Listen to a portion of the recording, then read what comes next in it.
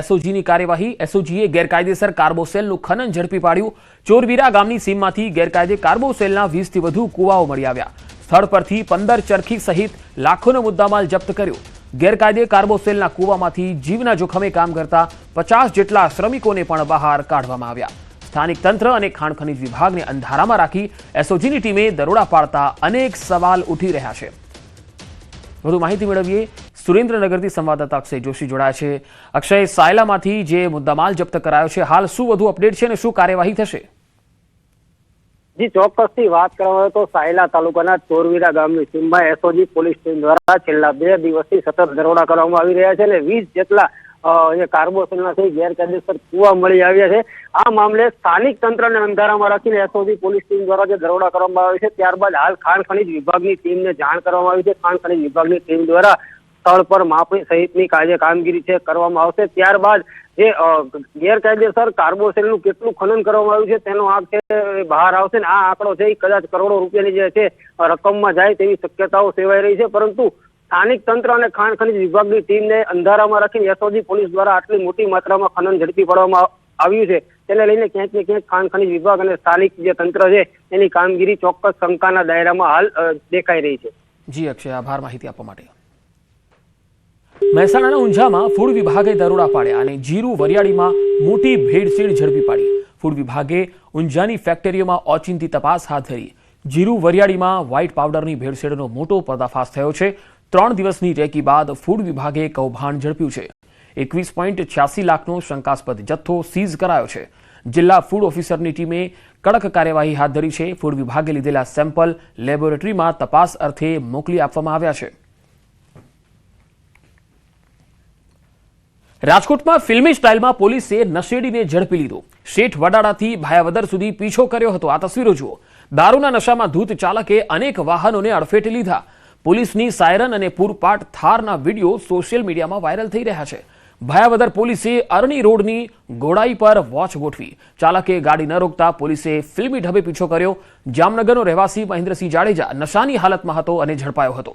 પોલીસે સફેદ થાર કબજે કરી છે અને હાલ કાયદેસરની કાર્યવાહી કરવામાં આવી રહી છે। 2 અલગ અલગ તસવીરો તમે જોઈ શકો છો। સંવાદદાતા મુનાફ બકાલી મારી સાથે જોડાયા છે। મુનાફ, હાલ આ નશેડી સામે શું કાર્યવાહી ચાલી રહી છે? બિલકુલ ચોક્કસ પંકજ, જણાવી દો આ ઘટનાની શરૂઆત જામનગર જિલ્લાના શેઠ વડાળા પોલીસ સ્ટેશન વિસ્તારથી થઈ હતી અને એક સફેદ કલરની કાર થાર હતી। થાર કાર જે ચાલક દારૂ પીધેલ હાલતમાં બેફામ રીતે ગાડી ચલાવી રહ્યો હતો, તેને રસ્તામાં અનેક વાહનોને હડફેલે લીધા હતા અને આ લોકો જીવ જોખમમાં મૂક્યા હતા। શેઠ વડાળા પોલીસે 112ની ટીમ તેની પાછળ પડી હતી, પરંતુ તે ઉભો જ ન રહ્યો હતો। ત્યારબાદ ભાયાવદર પોલીસે જાણ કરવામાં આવતા પોલીસ અરણીના રોડના ગોરાઈ પર વોચ ગોઠવી રસ્તા રોકવાનો પ્રયાસ કર્યો હતો।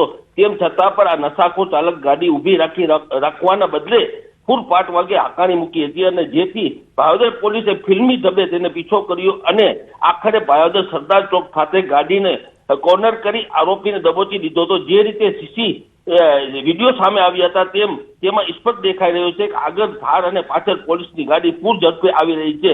પોલીસ અંગે આ તપાસ કરવામાં આવી રહી છે કે ઝડપાયેલ આરોપી જામનગરના મચ્છાનગર વિસ્તારનો રહેવાસી મહેન્દ્રસિંહ ભૂપતસિંહ જાડેજા છે। તે દારૂના નશામાં હોવાનું જણાવ્યું હતું। ભાયાવદર પોલીસે આરોપીને પકડી આગળની કાયદેસરની કાર્યવાહી માટે શેઠ વડાળા પોલીસ સ્ટેશન કર્મચારીઓને સોંપીને આપી હતી। હાલ પોલીસે થાર કબજે કરી અને આરોપીની કાયદેસરની કાર્યવાહી કરી છે। જી પંકજ। જી મુનાફ, આભાર માહિતી આપવા માટે। સુરતના માંડવીમાં રફતારના રાક્ષસ બેફામ બન્યા। બેફામ ટેમ્પો ચાલકે અકસ્માત સર્જ્યો। ટોલ નાકાના કેબિનમાં ટેમ્પો ઘુસાડી દીધો। અરેઠના કરંજ ટોલ નાકા પર આ ઘટના બની। કારને ટક્કર મારી ભાગવા જતા અકસ્માત થયો। કેબિનમાં રહેલા 2 કર્મચારીઓ ઈજાગ્રસ્ત થયા છે। કોસંબા પોલીસ ઘટના સ્થળે પહોંચી છે અને ચાલકની અટકાયત કરી। ટોલ નાકાનું કેબિન રસ્તા પર પડી જતા ટ્રાફિક જામ થયો હતો। પોલીસે ક્રેન બોલાવી ટોલ નાકાનું કેબિન સાઈડ કરી ટ્રાફિક ખુલ્લો કર્યો હતો। તો 2 અલગ અલગ તસવીરો આપણે બતાવીશું। સુરતની સંવાદદાતા કેતન મારી સાથે જોડાયા છે। કેતન, આજે રફતારના રાક્ષસો બેફામ બન્યા છે, હાલ શું કાર્યવાહી પોલીસ તરફથી થઈ રહી છે? ચોક્કસની વાત કરો તો સુરત જિલ્લાના કીમ માંડવી સ્ટેટ હાઈવે ઉપર ટેમ્પો ચાલકે બેફામ ટેમ્પો હંકારતા અરેઠ તાલુકાના કરંજ ટોલ નાકા પાસે ઘટના બનવા પામી હતી। કારને ટક્કર મારીને ભગવા જતા ટોલ નાકાના કેબિનની અંદર ટેમ્પો અથડાવી લેતા ભારે નુકસાન થવા પામ્યું હતું અને કેબિનની અંદર જેટલા 2 જેટલા કર્મચારીઓ ટોલ નાકા પર કામ કરતા હતા એઓને સામાન્ય ઈજા થઈ હતી અને જે સામાન્ય ઈજા થતા એઓને ખાનગી હોસ્પિટલ ખાતે ખસેડવામાં આવ્યા હતા અને ખાસ કરીને આ ટોલ નાકાનું જે કેબિન આડું થઈ ગઈ અને જે રસ્તો બંધ થઈ જવા પામ્યો હતો અને પોલીસે ક્રેન બોલાવી અને આ જે કેબિન રસ્તાની વચ્ચે આવી ગયું હતું એ કેબિનને હટાવી અને ટ્રાફિકને પૂર્વરત કાર્ય કરવામાં આવ્યું હતું અને કોસ્ટમાં પોલીસે ઘટના સ્થળે પહોંચી અને ટેમ્પો ચાલકની અટકાયત કરી અને જે બેફામ રીતે ટેમ્પો ચલાવે છે અને મોટર વ્હીકલ એક્ટની કલમ મુજબ આના પર ગુનો દાખલ કરીને વધુ તપાસ હાથ ધરી છે. જી કેતન, આભાર માહિતી આપવા માટે. વડોદરામાં સતત બીજા દિવસે લક્ઝરી બસનો અકસ્માત થયો. અહીંયા નેશનલ હાઈવે 48 પર અકસ્માત સર્જાયો. વડોદરાથી કરજણ રોડ પર મુસાફરો ભરેલી બસ અથડાઈ ગઈ. અમરેલીથી સુરત જતી લક્ઝરી બસનો બામણગામ પાસે અકસ્માત થયો. આગળ જતી ટ્રકમાં લક્ઝરી બસ ઘૂસી ગઈ. બસના ડ્રાઈવરનું કમકમાટી ભર્યું મૃત્યુ થઈ ગયું. ફાયર બ્રિગેડે બસના પતરા કાપી ડ્રાઈવરનો મૃતદેહ બહાર કાઢ્યો.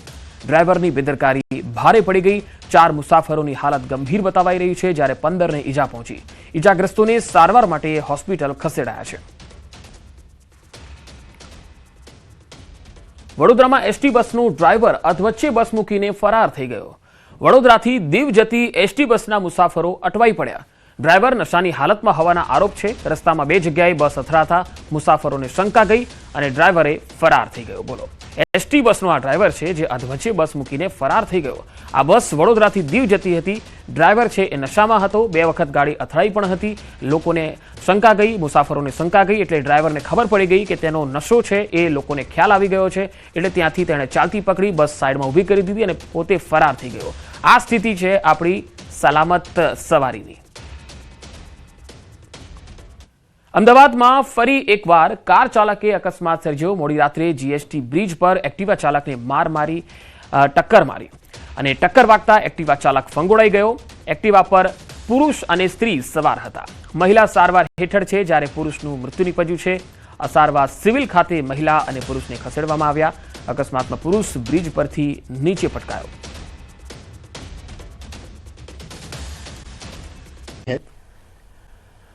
અને હાલ બનાસકાંઠાથી એક મહત્વપૂર્ણ ખબર. જિલ્લામાં વહેલી સવારથી જ વાદળછાયું વાતાવરણ જોવા મળ્યું છે. બનાસકાંઠામાં આકાશમાં કાળા વાદળો છવાયા છે. ખેડૂતો હવે ચિંતિત છે. કમોસમી વરસાદ આવે તો ખેડૂતોના પાકોને નુકસાન થઈ શકે છે.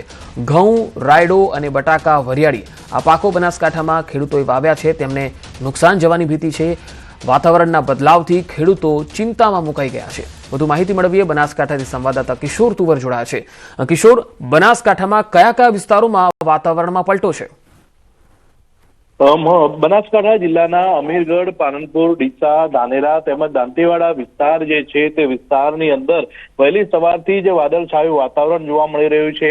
આકાશમાં વાદળો છવાતા અત્યારે ખેડૂતો ચિંતિત બન્યા છે, કારણ કે જો કમોસમી વરસાદ આવે તો ખેડૂતોના પાકને નુકસાન થઈ શકે છે. મહત્વની વાત તો એ છે કે ઘઉં, રાયડો, બટાકા, વરિયાળી જેવા તૈયાર પાકો અત્યારે થયા છે અને જો વાતાવરણમાં બદલાવ થયો છે અને લઈને જો કમોસમી વરસાદ થાય તો જે ઘઉં, રાયડો, બટાકા, વરિયાળી જેવા જે પાક વાવવામાં આવ્યા છે તેમાં નુકસાનની ભીતિ અત્યારે સેવાઈ રહી છે. તેને લઈને બનાસકાંઠાના ખેડૂતો જે છે તે ચિંતિત બન્યા છે. પંકજ. જી કિશોર, આભાર માહિતી આપવા માટે. તો બનાસકાંઠા જિલ્લામાં વહેલી સવારથી જ વાદળછાયું વાતાવરણ છે અને મોટાભાગના તાલુકાઓમાં હાલ આ જ પ્રકારનું વાતાવરણ જોવા મળી રહ્યું છે, જેથી ખેડૂતો ચિંતિત છે. એક તરફ ઉત્તર ભારતમાં પણ બરફવર્ષાનો માહોલ છે. જમ્મુ કાશ્મીરમાં ભારે બરફવર્ષા થઈ રહી છે. અનેક વિસ્તારો અને રસ્તાઓ છે જ્યાં બરફમાં ગરકાવ છે. શોપિયાના તહેસીલમાં પાર્ક કરેલા વાહનો બરફમાં ગરકાવ થયા. આ તસવીરો તમે જોઈ શકો છો, જ્યાં જે દ્રશ્યો આવી રહ્યા છે. બરફમાં જે વાહનો છે એ જાણે ગળાડૂબ થઈ ગયા હોય. આ પાર્કિંગમાં મૂકેલા વાહનો છે, પરંતુ બરફ એટલો પડ્યો, હિમવર્ષા એટલી થઈ છે કે આ બધા જ પાર્કિંગમાં મૂકેલા વાહનો છે એ બરફમાં ગરકાવ થઈ ગયા છે. શોપિયાથી આ તસવીરો આવી રહી છે, જ્યાં પાર્ક કરેલા વાહનો બરફમાં ગરકાવ થયા. તો જમ્મુ કાશ્મીરમાં 8 દિવસની ભારે હિમવર્ષા પછી શોપિયાના બજારો ફરીથી જીવંત થઈ ઉઠ્યા. અચાનક થયેલી હિમવર્ષા પછી ડેપ્યુટી કમિશનરની સૂચનાથી મુખ્ય શહેરમાંથી લગભગ 80% બરફ દૂર કરવામાં આવ્યો, જેનાથી લોકોને પણ રાહત થઈ છે. કોંગ્રેસ નેતા હાજી મોહમ્મદ યુસુફે જિલ્લા વહીવટીતંત્ર અને સ્ટાફનો આભાર માન્યો. આ સાથે તેમણે મ્યુનિસિપલ કાઉન્સિલરના કાર્યકારી અધિકારી સોહેલ અહેમદ પાસેથી તક મસ્જિદ વિસ્તારમાંથી બરફ સંપૂર્ણપણે દૂર કરવાની માંગ કરી. अब जब बर्फ आया आहिस्ता आहिस्ता क्लियर हो जाएगा इंशाअल्लाह रहमान. अब कुछ परसेंट जो बाकी रहा, ये बाजार के हालात देखिए आप. पहले रोडों की कनेक्टिविटी हो गई, अब ये बर्फ हटाना है, इसके लिए तो आज लिफ्टिंग हो रही है जनाब. હિમાચલ પ્રદેશના શિમલામાં ભારે હિમવર્ષા થઈ રહી છે. ડોડરાકવારમાં -6 ડિગ્રી તાપમાન નોંધાયું છે, જ્યાંથી તસવીરો આવી રહી છે. આવી ધ્રુજારી ઉપજાવી દે એવી ઠંડીમાં 4 ફૂટ જેટલા બરફના થર વચ્ચે પણ કર્મચારીઓ ફરજ બજાવતા નજરે પડે છે. રસ્તા હોય કે પહાડો, ચારે તરફ બરફના થર છે. વૃક્ષો પર જાણે લીલોતરી ગાયબ થઈ ગઈ હોય તેમ લાગે છે. વૃક્ષો પર પણ બરફના થર જામી ગયા છે.